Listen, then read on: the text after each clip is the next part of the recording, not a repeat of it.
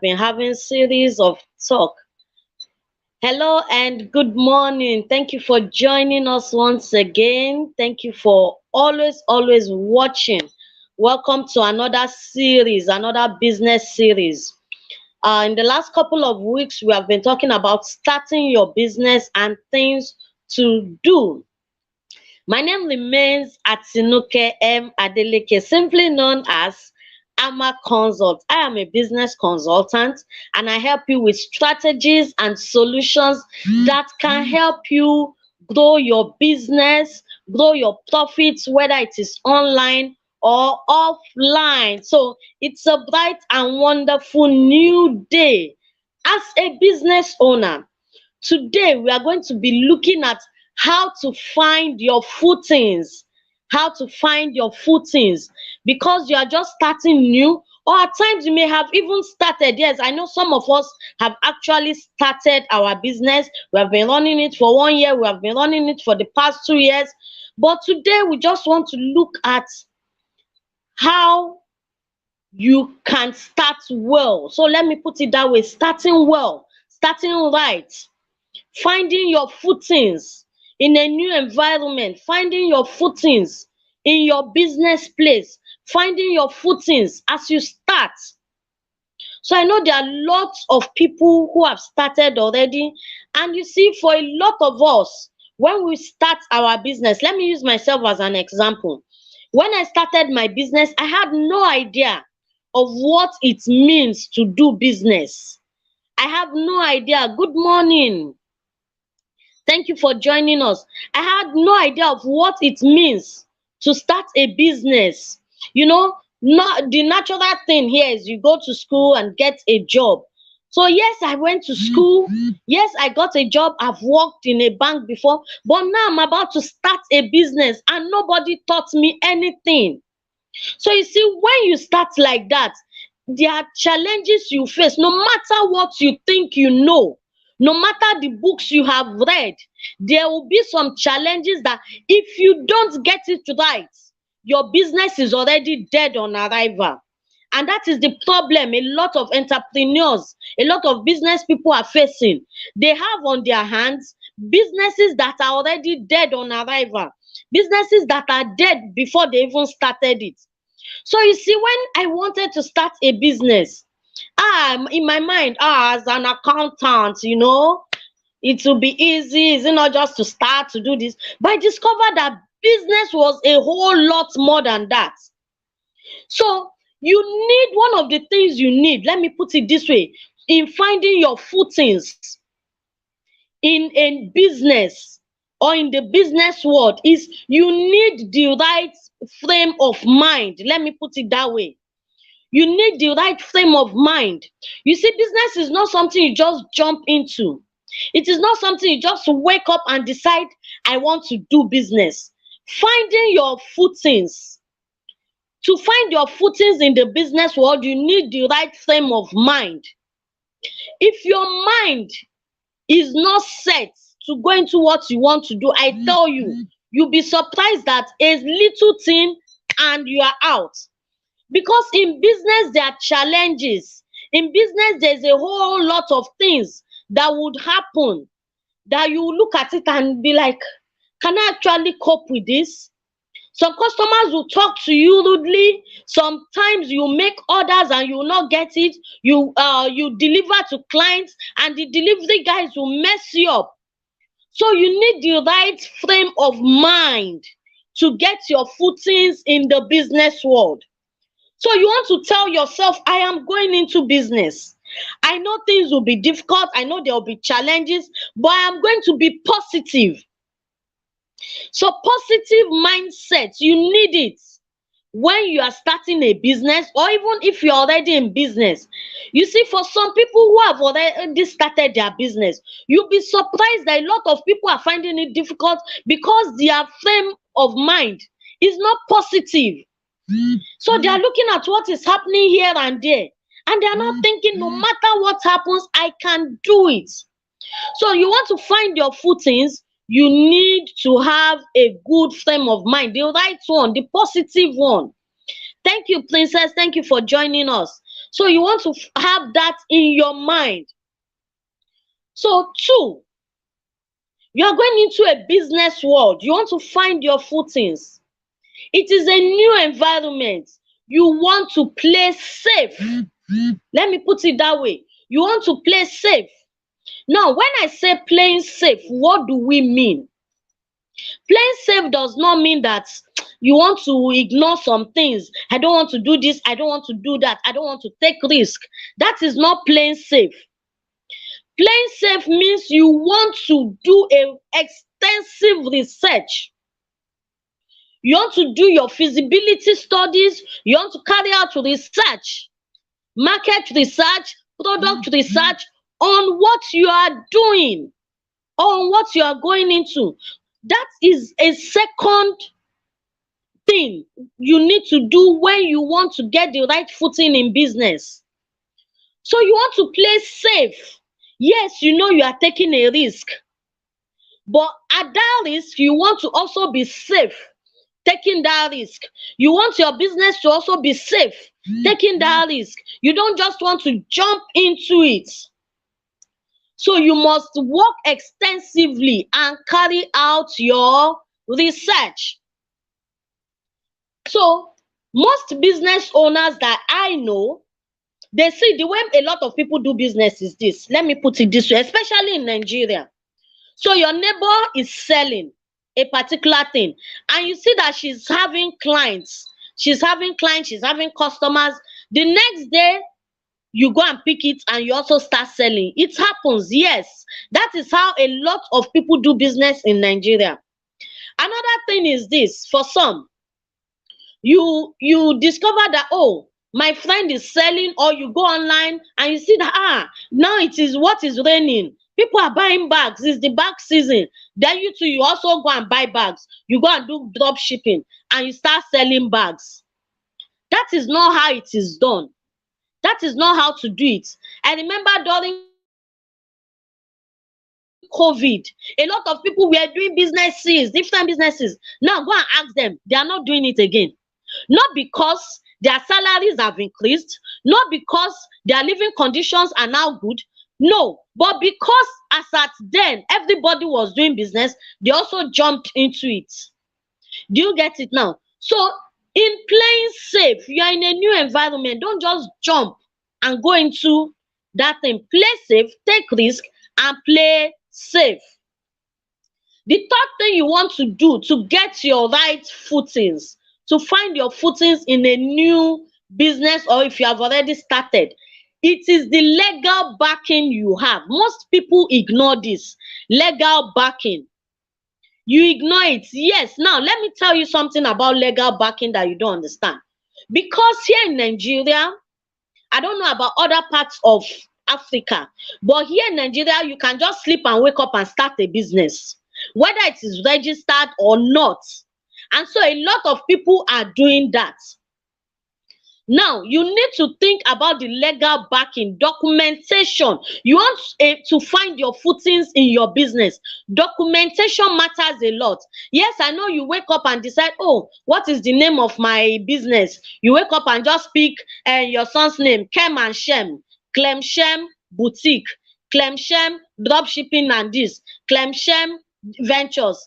You know, that is what a lot of us do. You just wake up and you pick names, no documentation, no registration. Now, the effect of it, the disadvantage of this is what I'm going to be telling you. When you start a business with that, you are starting on a wrong note, without legal backing, without documentation, no registration. The first thing that may happen is this. You may have built your business for 5 years, and now your business is growing, and you discover that, oh, now I need to open an account in the name of my business. And you get to the bank and you discover that the bank will tell you, you cannot open an account if you are not registered. If your business is not registered, that's one. 2, you may need finance. You want to now expand and you are looking at getting a loan. And you go to the bank, please, I want to borrow money. And they say, oh, do you have a business? You are proud. Yes, I have a business. We have been making money. And they say, let's see your account. And your business name, let me use my business name now. My business name is Ama Consults. And I'm bringing an account that carries Atinuke Adeleke. They will tell me this is your private account, not your business account. They may not borrow you money. It is not even me. A lot of banks will not borrow you money because you are using your private name. But if you had run that same money, maybe you have even been having a turnover of 20 million, 5 million, 7 million in a month, and you are using your own personal account. If you have had that type of turnover in your business account, you could have been able to access a higher loan. It has happened to people I know.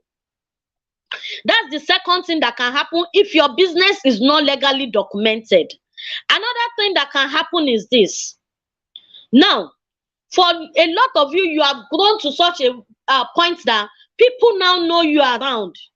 Once they see something, they say, oh, that is Vicky's touch. Now everybody knows Vicky's touch, Vicky's touch. You now feel, oh, now that I'm growing, let me register my business. You now come to me. I do business name registration, company registration. And you now come to me, we do a name search, we are trying to register your business, and we discover that someone else in Kotangura, you are in Lagos, someone in Kotangura is already bearing Vicky's touch. You will lose that name. That is just it. There's nothing you can do. I have seen it happen countless of times. In fact, I am on one currently. The business has been existing for the past 10 years. It's an accounting firm. They have been existing for the past 10 years without registration. An accounting firm that should know what to do. We tried registering the particular name they gave us. It was approved as during the name search. But when it got to registering and getting the certificates out, it was not approved. All their letterheads, all the previous jobs they have done, the companies they have audited for and the likes of it, carries the name they were using before. Now we have to change it. Do you see what that will do to your brand? Do you see what it will do to your business? Legal documentation is an important part when it comes to finding your footings in business. It is. So do not neglect it. Do not. If you have capital to start a business, look for capital to register your business. If you don't register it that month, look for a way you can save money to register it within the first 1 to 6 months before you start running your business and running your account. And so that once your business name is registered, open an account in your business name. You see, people even trust you more when you do business that way. Because when you ask them to pay money into your account, you are not giving them the account of Kemisola. You are giving them the account of Kemiti Ventures. It is Kemiti Ventures they know, not Kemisola. So not Kemisola. Do you understand it now? So that is the way it is. So finding your footings, you must make sure you have legal documentation, legal backing. Another thing that when it comes to legal documentation is this. If you're in Lagos State, you know we have what we call lock-up shops, or is it the local government council? They move around. When they move around, they give people invoice and ask you to go and pay a particular sum of money to the bank. At times they collect it cash from you. They do that because you are not registered. If you are registered and you show them your certificate of registration, show them your tax clearance, show them your annual returns, you are good to go. Do you understand it now? So register your business. That is one of the ways you can find your footings. Now, finding your footings. Another thing you want to consider is this: getting the right team members. Getting the right team members. Because if you have used money to set up a business, you want to put the right people there. You want to put the right people there. Now, let me say something. When I started my laundry business, the first 3 months I did it from home. The fourth month, I think ending of the third month, I got a place outside. And the day we were to open, I had already been asking people to help me get someone that can work. When this girl came, I sat her down, I interviewed her, I told her what I wanted, I let her know how I wanted the business to be run, what she needs to do, how she will attend to customers, because I knew what I was building. Yes, it was an empty shop, it was an empty place as a den, but I knew what I was building. And that is why I said, you must do your research and put down everything the way you want it. So you see, the first day we opened, this girl, I already got a chair and a table for her separately. My own chair and table was behind. You know, people were coming in and they were like, please, what do we do? We'll tell them. When I got home, my husband was like, hey, please, how much have you made that you are employing someone? Do you understand that you're employing someone? And I said, I want the right team. I want to grow with them so that when I grow with them, they will know where we are coming from. They already know the policies, they know what is obtainable here. I said, don't worry. By the end of the month, I will be able to pay her because I know I already have my strategies. I have how to get my customers. I have how to deliver and everything down.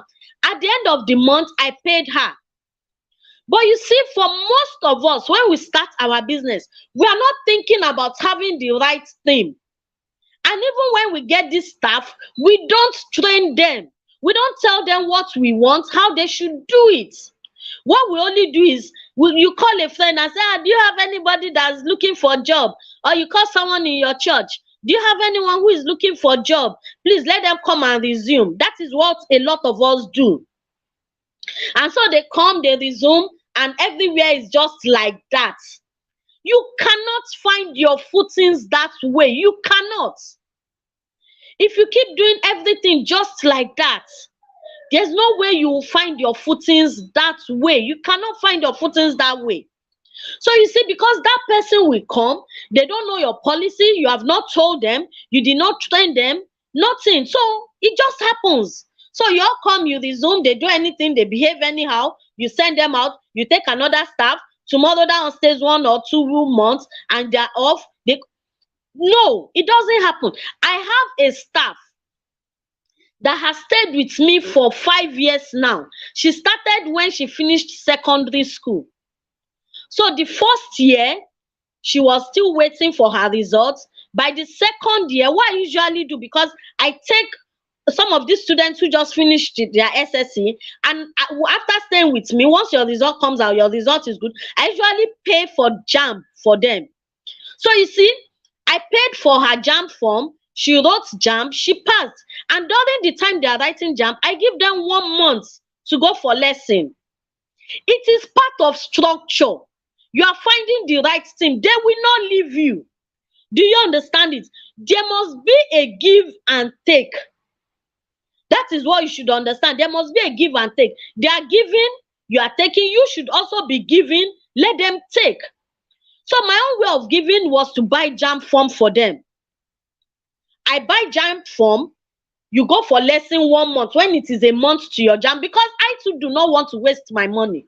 So you go for lesson 1 month to your JAMB, you write your JAMB, you come back while we wait for admission. So it was just a way of my giving back to the society. So this actually made them to be, they took the business like their own.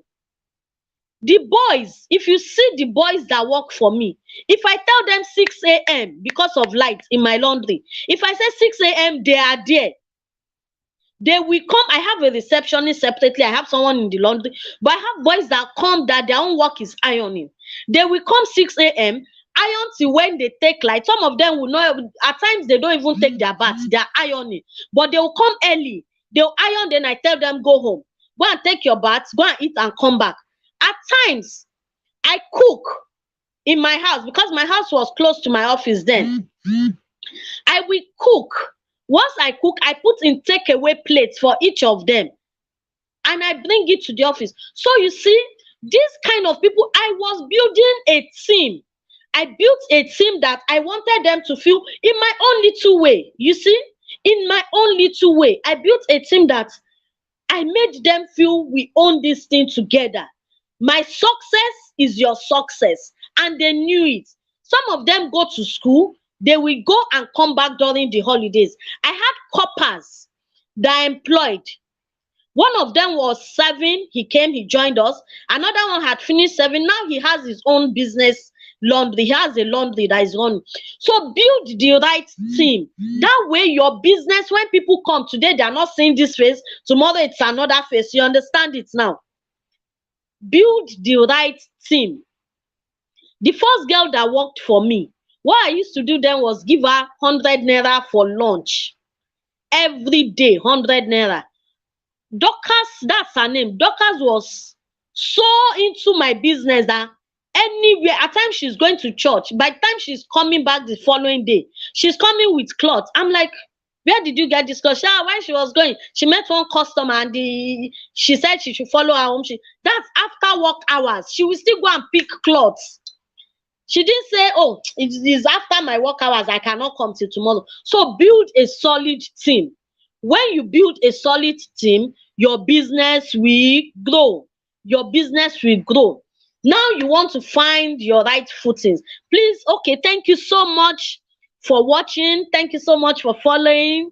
Thank you, Obafemi. Thank you so much. All right, so finding your footings in the business environment. Now, you know you are not the only one doing this business. You have competitors. You have competitors. What you want to do to find your footings, to gain your own ground, is to always make sure you do a competitive analysis. There's what we call competitive analysis. Now, because you are not the only one doing this thing, you want to look at what are my competitors doing. That is the way you can stand out, because they may have been there before you came, or they came to meet you there. Now, when I started my laundry, aside from a man who was doing it at a very far distance to where I was, his place was quite far to where I was the only one in my area. But in the space of 3 years, we became 4. In the space of 5 years now, we are 6 dry cleaners. Yes, there are 6 laundry outfits in my area now. So you see, you cannot afford to just sit down. The market is not for only you. I remember when the boy that I trained, one of the boys that I trained, he opened his own outfits not too far from my place. People actually came to meet me and said, why did he open there? It's not good. He shouldn't have done that. I said, why can't he open there? How is that my business? Where he opens doesn't matter. They said I should talk to him. It is not done that way. This is Yoruba land. Your boss, you cannot, I don't know how I put it now. They said it in Yoruba that you cannot, someone cannot train you now. Then you come and start stealing the person's customer. I said, no, he's not stealing my customer. I trained him. He came to me. He told me he got a place. He took me there. I looked at it. I said, go and rent it. It is close. I'm here. I can just point to people and say, go down there. You see him there. You see Femi there. So you see, now, 6 new dry cleaners, competition. Someone that trained under me, competition. Do you understand? But let me tell you something. You are not in competition with anybody in business. You are only in competition with yourself. You are in competition with yourself. If you decide that you are doing business, you now start lagging behind, people will overtake you. Overtaking is allowed. I tell people, it is business. Overtaking is allowed. If you don't do the right thing, people are permitted to jump over you. They are permitted to pass over you. And that is why you must make sure that the quality and value you give to people is top-notch. Is such that anyone who wants to take over will sweat before they can take over from you. Do you get it? Despite the fact that I have 6 dry cleaners around me, I have not lost a single customer. I am the one that even tell them, the workload is much. You may not be able to get it at this particular time. Can you take it to that place? You cannot beat what I'm doing. Do you understand it? Every day, because this is what I love doing. I never liked it from the beginning, but when I started seeing the money, I fell in love with it. I grew to like it. The passion came. So every time I sit down, I am thinking, what's next? What can I do? Do you understand it now? So always do a competitive analysis to know what your competitors are doing wrongly, and to know how you can do it better. I know some of you will want to ask, how do I know my competitors are doing it wrongly? How do I know? Now, one of the ways you know this is some people will come to you and tell you, I went there, they are not doing this. At times, I tell some people that I know, close people, I say, please take 2 cloths to them there. Take 3 cloths to this side. When they do it, they bring it back, I pay them. Now, why am I doing this? I want to see their production. I want to see what they are doing. I bring it out, I smell it. I want to know what they are using. The starch I use has a soft fragrance, such that most of my customers will be like, they love the way people tell them they smell nice. Do you get it? So make sure that you always watch what your competitors are doing. Now, you want to get the right footings. We have spoken about playing safe. We have spoken about getting the right team member, legal backing. Now, another thing you cannot afford to miss is your marketing strategy. Marketing strategy. You know you have competition. So after your competition, your marketing strategy is what will make you overcome. So what are your marketing strategies? What do you do? What makes your own business different? Why will people patronize you? How are you sourcing for your customers? Now, in the locality where I have my office, that is not the only place I get jobs from. So you see, it is my own strategy that I cannot share. But you see, others who have opened around me, they come in, they pass, they see clothes. Every time their gen is on, every time they are walking, every time. And you are looking at that, you think, oh, it means there's money in that thing. Let me go and open the same thing she's doing. If you don't have the kind of strategy that person is doing, you just open, and nothing will be coming in. Do you understand? What strategies, what marketing plans do you have? Whether it is online, whether it is offline, go and choose one. I usually tell people this. I said, no matter the marketing strategy you decide to follow, make sure you are doing offline and online. Make sure it is offline and online. Don't just say, what I sell, I cannot sell it online. Who told you? You can sell anything online. Just have a strategy to doing it. At times when I come in the morning, I get to the office, I open my car, and they see my people bringing cloths from the booths. They are packing cloth out from the booths, they are packing it. I did not get those jobs from that vicinity. I brought it from far. I have someone who stays at Lekki. I stay in Ikpaja. They use Uber, Bolt to send car to me. Some will give bike men to bring their clothes. What strategies? How are you retaining your customers such that your competitors cannot win them over? Do you get it now? Such that your competitors cannot win them over. So if you have any questions, please ask. I have lots of things I'm supposed to discuss about not losing your footings, but time will not permit. About finding your footing, sorry, but time will not permit. So do you have any question? Any question? So do your proper research. Do your proper research. Be patient and build your business. Yes, be patient and build your business. Business is not easy, and you will not just rise in one day. But be patient, you make it. Try as much as possible not to make the same mistakes over and over again. Don't make the same mistake. Once you make a mistake, look at your mistake, find solution to it, and clear it out. That is one. Then never ignore feedback. Please don't ignore feedback from your customers. When they tell you something, try as much as possible to investigate and know what is happening. Let me tell you something before the time goes off. There was one time a client came to complain, and my girls, they didn't tell me early enough. When I came, they said, he came here, he was shouting. The day the man came and he saw me, this man, he spoke calmly, and I spoke with him. We discussed. I told him and we settled the issue. When he left, my girls were like, that this is the same man that will come here and be screaming. What happened? So you see, it is because I did not ignore. He was giving us a feedback. I did not ignore it. I took it up. I spoke with him and I told him we were going to resolve it. So don't ignore feedback. Don't ignore feedback. Above all, refuse to fail. Refuse to fail. Tell yourself, I am not going to fail.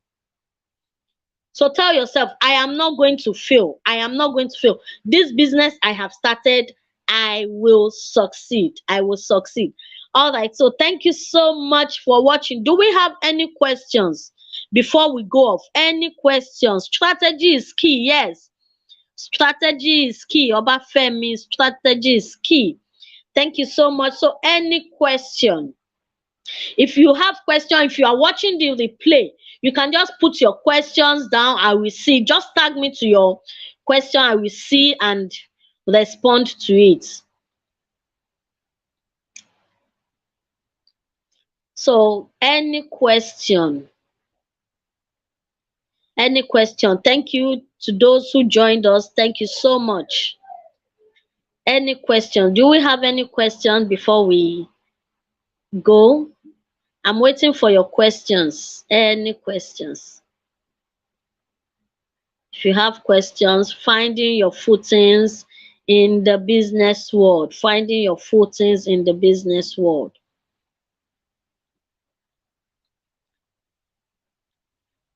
Thank you so much. I refuse to fail. Yes, we